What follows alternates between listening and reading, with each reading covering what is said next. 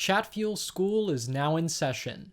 Welcome to our weekly class where the Chatfuel team and the top experts in the industry will cover the most important topics you need to know as a chatbot builder and marketer. I'm Andrew, Chatfuel's head of video production. And I'm Jelena, Chatfuel's key account manager. One thing any crisis reminds us all of is how adaptable humans are, and the coronavirus pandemic is no different. Schools closed down, so teachers adapted lesson plans to an online format. Gyms closed down, so people started following live workout sessions or improvising their own exercises at home. People couldn't have weddings, so some even got married over Zoom. Humans are built to make it work, no matter what life throws our way, and businesses have learned to do the same thing. The pandemic turned a lot of industries upside down, forcing business owners to think outside the box to stay afloat. And since a big segment of Chatfuel customers are chatbot and marketing agencies, we wanted to dig into how they, in particular, have evolved and adapted to the new normal. So the guests for today's show are two chatbot agency professionals. We brought them on to talk about not only what they've had to change about their business since the pandemic started and what tips they have on how agencies can adapt, but also to talk about where the chatbot industry is likely to go from here. First, we're talking to Natasha Takahashi, so Jelena, please tell us a little more about her. Natasha Takahashi. She's the co-founder of School of Bots, which is one of the leading chatbot education brands in the world. Her marketing agency runs chatbot campaigns for clients including Mindvalley, Digital Marketer, and Social Media Examiner. Over the past few years, her chatbots have automated the mind-boggling 10 million messages and probably even more.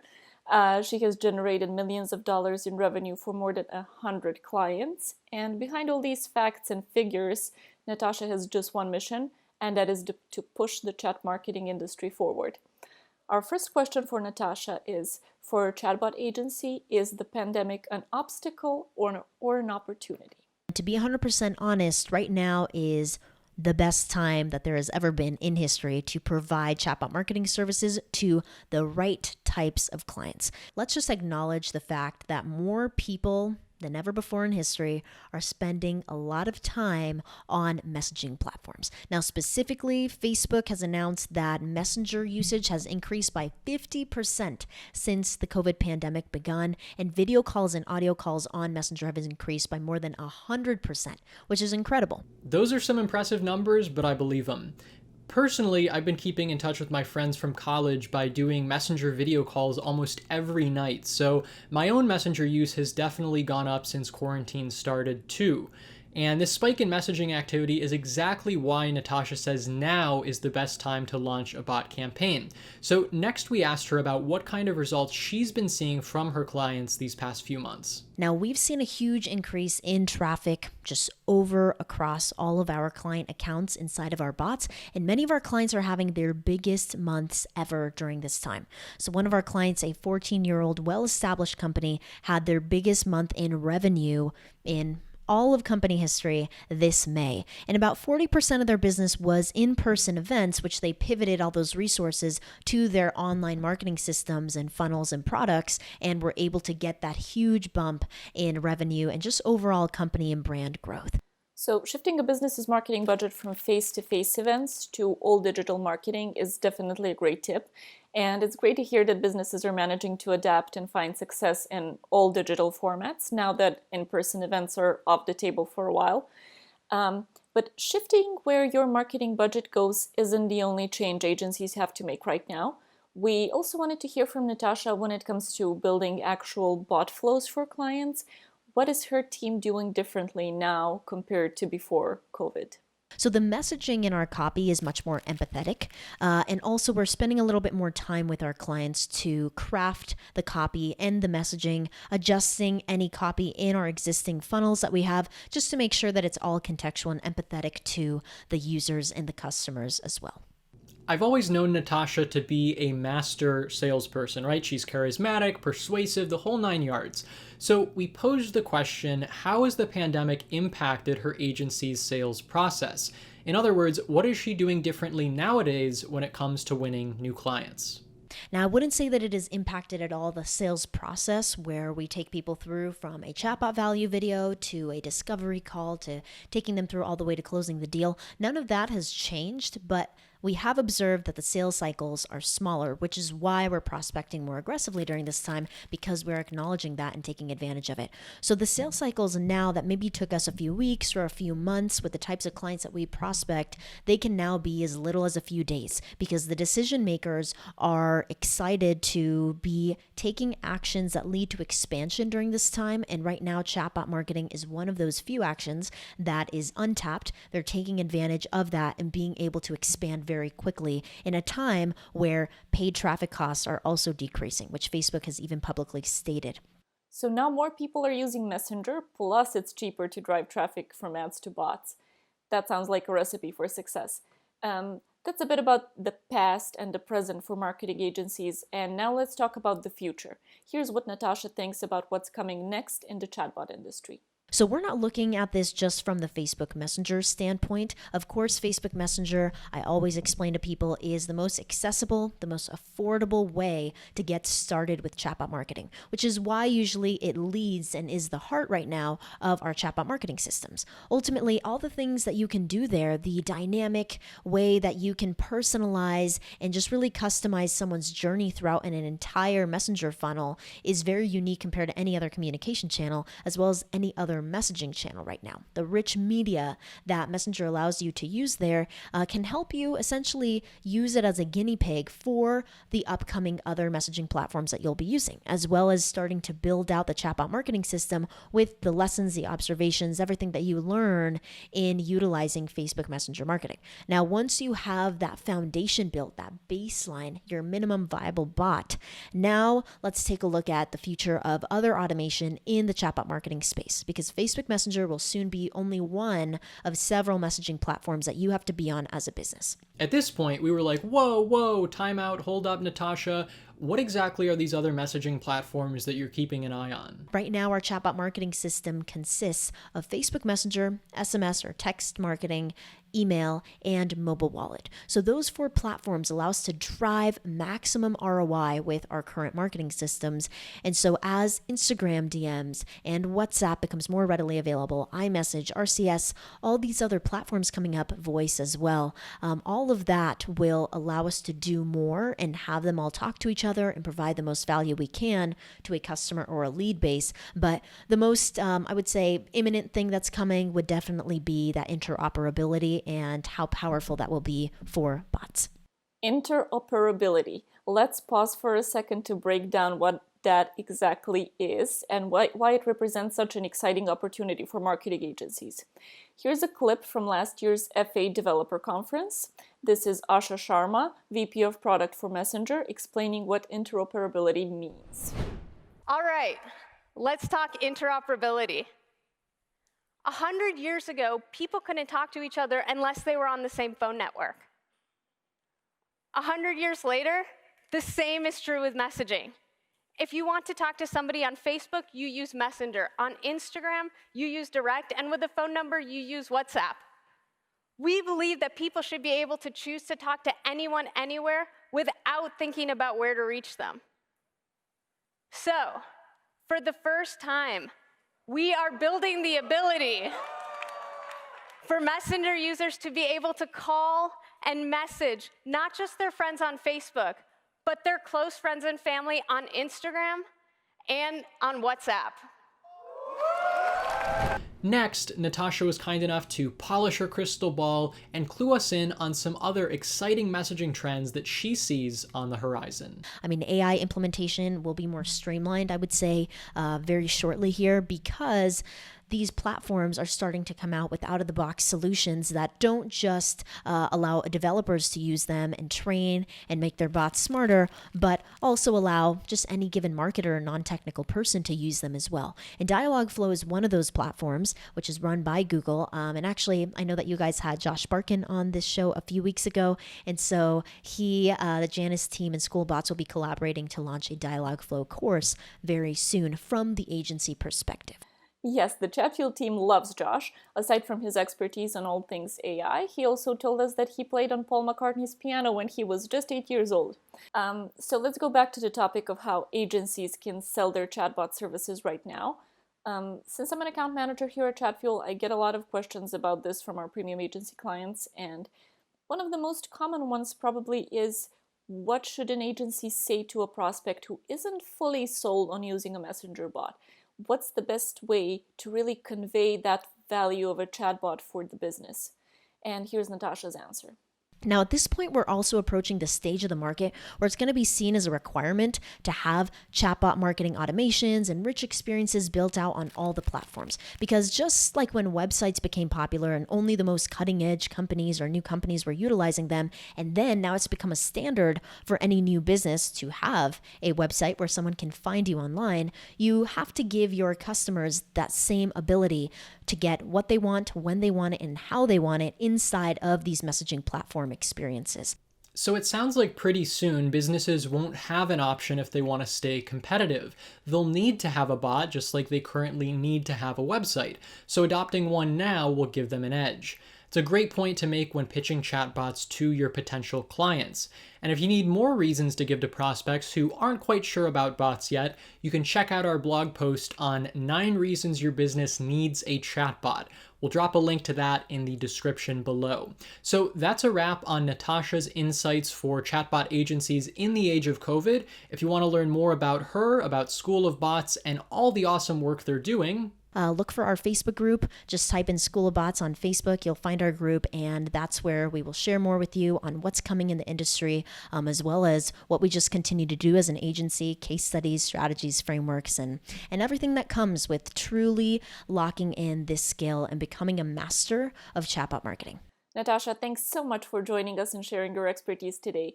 Now, one last thing before we move on to our next guest. Natasha talked a bit about AI and how that technology will continue to evolve and impact the chatbot industry. If you want to learn more about using artificial intelligence in your chatbot, we definitely recommend checking out our past Chatfuel School episode starring Josh Barkin from Janus AI. We'll put the link in the description for you. We'll also show a little teaser clip from that right now. And when we come back, we'll be moving ahead with our next guest, who goes by the impressive title of Bot Queen. in a world where dumb chatbots run rampant, where people type messages instead of clicking buttons, a world of lost sales opportunities, a world of frustration, a world of pain. Only one man can save the future of messenger marketing. Follow Josh Barkin on his mission to conquer the default answer, once and for all. And we're back with our next guest, Mackenzie Lieberman. She is the founder, aka Bot Queen, at Orca Marketology. That is the marketing agency that she owns and runs. There, her clients range from small brick and mortar mom and pop shops to multi-million-dollar e-commerce businesses like BarkBox. Last year, pre-COVID, I had the honor of meeting her at F8, which is Facebook's annual developer conference in California, and I gotta tell you, she has a super inspiring story to share about how she first got into chatbot marketing. I started off in bots about 3 years ago. Before that, I was a clinically certified cytogeneticist, and what that is, or what that entails, is I used to analyze chromosomes underneath a microscope, people's chromosomes for abnormalities. So I did that for a decade and decided, you know what, I wanted to do something else that didn't keep me in a windowless lab for 40 hours a week away from my family. And so I started digital marketing and found bots, and the rest is history. I was able to leave my job after about a year, and now make way more than what I did working in the lab, and I get to work from home. So it's a win-win situation. How can you not love that story, right? Mackenzie ditched her 9-to-5 job and now she is making it rain. And I agree with her that working from home is awesome. All of us here at Chatfuel work remotely too, and it is great. No commute, a flexible schedule, and of course, the option to wear pajamas literally 100% of the time if you want. I may or may not be wearing pajama pants as I record this episode. Anyway, our first question for Mackenzie was about how COVID has changed things for her marketing agency. Luckily, my agency was not niched down to a specific local business type of industry, like let's say chiropractors or whatever. I have a lot of different industries for clients.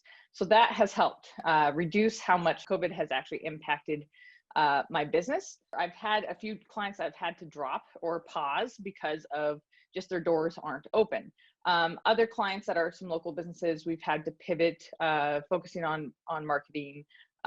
For example, like restaurants having to market takeout, having to market gift card sales, things like that. Also, new clients have been mainly e-commerce businesses because obviously their doors are open all the time. So, and they're just like, sweet, we need a chatbot. Mackenzie mentioned restaurants, which I think we're all missing right now. I miss the getting dressed up, meeting up with friends, the free garlic bread, the atmosphere, the free garlic bread. Anyway, we wanted to learn more about what she's doing for her clients in the restaurant industry and how she's used chatbots to help those clients pivot as the pandemic has continued.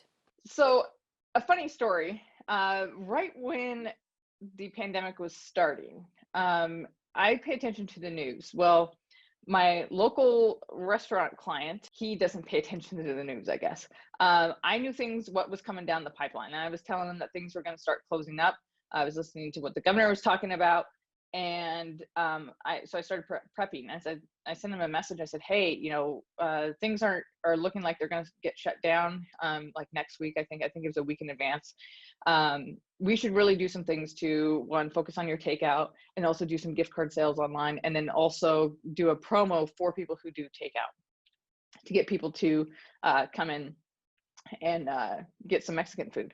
And his response is like, really? Are people really worried about this? Like, he was totally unaware of the magnitude of this process. He was actually saying about just shutting down, that insurance would cover, and I'm like, no, I said, you can stay open still. Let's keep going. Let's get takeout. And so he was like, okay, we'll try it, but if we're not getting that many orders, then we'll just, close or whatever. So I said, okay. So actually, he has done very well, almost too well on Cinco de Mayo. Actually, there was, I drove past the restaurant on Cinco de Mayo, and there was a huge group of people standing in the parking lot, and they were overwhelmed with orders. But that's, a good problem to have. And I'm glad that I talked him into staying open, because it really allowed his restaurant, now that they're open 50%, just to have that baseline. And now more people are actually able to come in, and then also people are still doing takeout. So it's not hit him as hard, which is really good. Let me tell you, that restaurant owner is lucky to have Mackenzie looking out for him. Also, I hope she got some free tacos and guac out of that deal. Now, if you're doing marketing for a restaurant client, listen up to this next tip from Mackenzie. It's an innovative solution for restaurants as they start opening back up. So one thing is, like with a restaurant, having a QR code that goes into Messenger for their menu, because here, where I live in Washington State, all restaurants that are opening, they can only open at 50% capacity, and they can't have, or they have to have single-use menus. So instead of that added cost to a restaurant that's already struggling, having to add an additional cost of printing off a ton of menus, what we did is we put together a QR code that will take them into Messenger, and then they can view the menu there. That QR code menu idea is sanitary and sustainable, and it saves money. And also at the same time, it helps you grow your chatbot subscriber list at the same time. That's amazing. Just another great example of how marketers are helping businesses evolve and adapt to fit the new world. So before signing off, we had just one more question for Mackenzie. We wanted to know, what is she most excited about when it comes to the future of messenger automation? And her answer, augmented reality. Think about like Pokemon Go, things like that. Really cool for use cases of like e-commerce, some local businesses.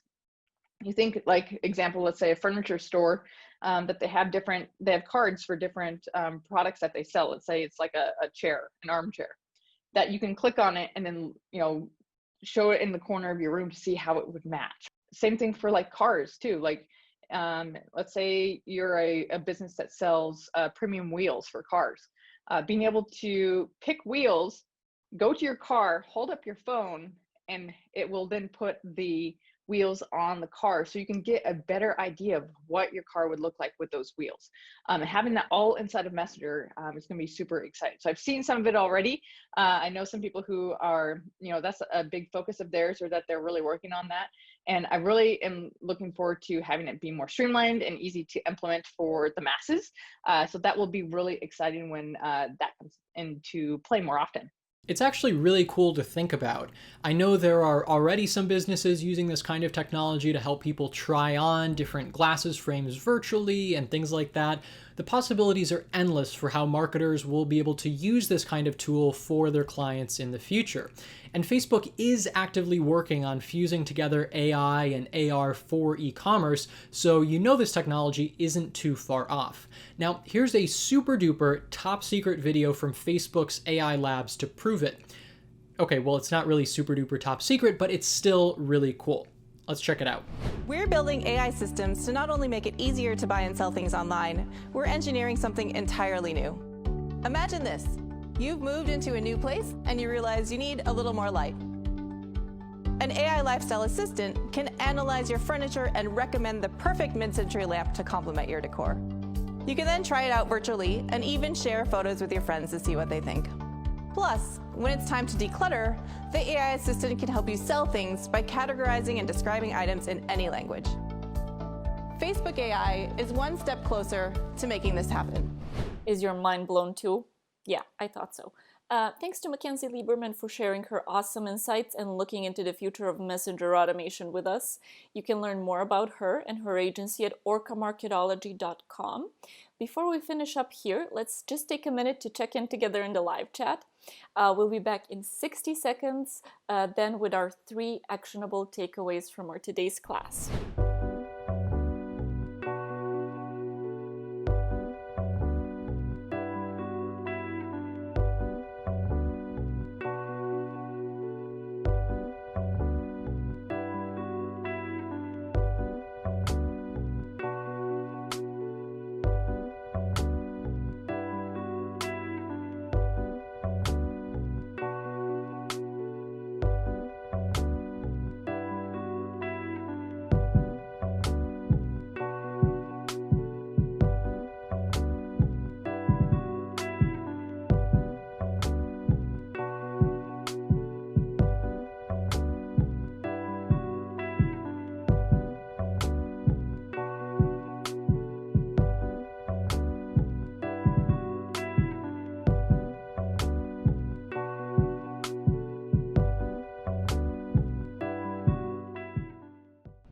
Thanks for staying with us. Here are our 3 takeaways from marketing agencies from this episode. Get ready to snap a picture or take a screenshot. Number 1, prospect for new clients more aggressively right now. Take advantage of reduced ad costs and target growing industries. E-commerce stores that are seeing surging sales need automation to answer the influx of frequently asked questions they're getting. Number 2, diversify the niches of your agency's clients. Don't put all your eggs in one basket. Having clients across various industries can help you weather industry-specific crises and changes. And finally, number 3, reallocate your budget from offline to online. Advise your clients to move the budget they had earmarked for face-to-face things like conferences into digital activities like Facebook ads. And that's it. So join us again next week, same time, same place, for another episode of Chatfuel School. Thanks for attending class today at Chatfuel School. Subscribe to our YouTube channel for even more actionable and educational content. And don't miss out on next week's class. Click the link in the YouTube description to get a reminder when we go live. We'll see you again next Friday at 8 a.m. Pacific. Happy botting.